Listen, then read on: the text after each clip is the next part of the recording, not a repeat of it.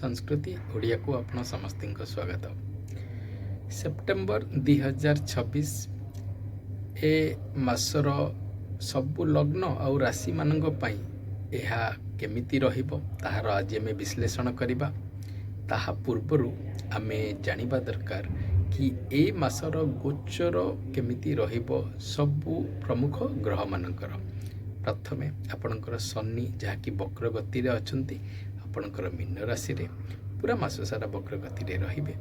देवगुरु बृहस्पति आपणकर कर्कट रे अछंती मास सारा कर्कट रे ही रहिबे, उच्च रे अछंती। आपणकर राहु आउ केतु जहाँकि आपणकर कुंभ रे गोचर करिवे आउ केतु आपणकर सिंह रे गोचर करिवे। या परे आसुची आपणकर सूर्यंकर गोचर जहाँकि सेप्टेम्बर जहाँ आपणकर 17 तारिख जाके आपणकर रहिबो सिंह रे श्रेष्ठ भाव में फलाफल। तापर आपणकर आसबे कन्या को सेप्टेम्बर 17 पर आपणकर मंगल जहाँकि आपणकर से 17 तारिख जाके आपणकर रहिबे आपणकर जो कहते मिथुन रे तापर आपणकर आसीजे कर्कट को जहाँकि आपणकर देवगुरु बृहस्पति सहित युक्त रहिबो ता बहुत ही श्रेष्ठ रहिबो।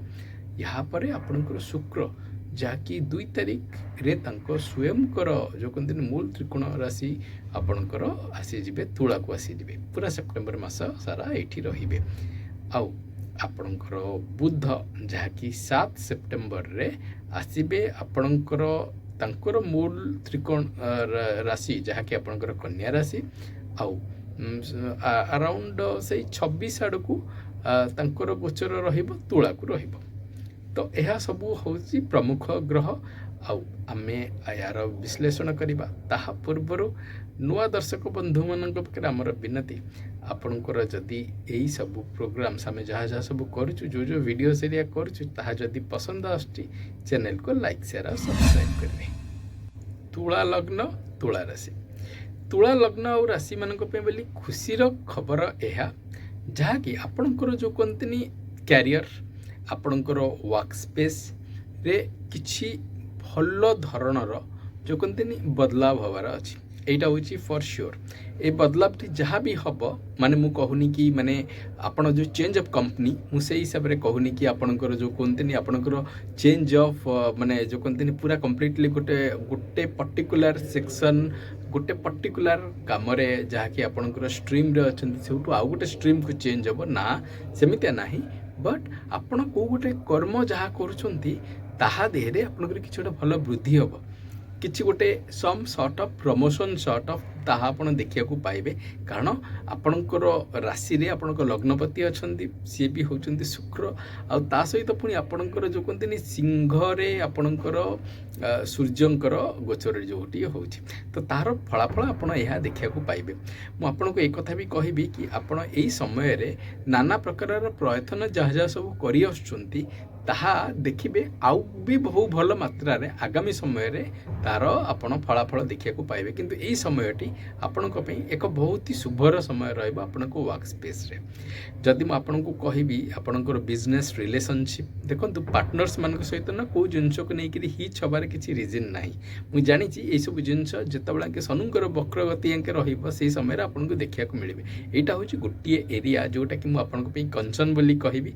या बाद रे आपण जदि देखिबे प्रमुख भाव में आपणकर उच्च शिक्षा पिला माने जदि किछि जाउचंती किछि नो हायर स्टडीज माने आपणकर करिया पे जाउचंती कि आपणकर स्वयं कर किछि हायर एजुकेशन पाई बोली जदि आपण निजे भी किछि प्रयत्न करचंती बहु मात्रा रे तार सक्सेस रे रहिबो। जिते बेला के देवगुरु बृहस्पति कर्कट रे अछंती सबु भाव रे आपण श्रेष्ठ फलाफल यार आपण देखिया को पाउचंती। इवन आपणकर जो कहते मैरिटल लाइफ रे आपणकर विवाहित दाम्पत्य जीवन हाँ आपको किसी भल प्रस्ताव भी मिल पारे। यहाँ भी हूँ एक खुशीर खबर जो समय कारण आपणकर बृहस्पति तो वर्तमान जो कहते यही समय 12 जाके आपणकर जो आपणकर चली जहाँकि माने अस्तरे चली 12 अगस्त जाके तापर ठू सी ये तेणु सेप्टेम्बर मसरे फलाफल बहुत ही प्रख्यात रही बहुत भल फलाफल देखा पाइबे। मैरिटल रिलेशनशिप आपणकर भल रहिबो दाम्पत्य जीवन यापन भी आपणकर यह होपे कि आपण किसी शिशु कन्या हरिका भी आपणकर लाभ करें समय तार भी बहुत एक शुभ समाचार आप पाई भी पारे।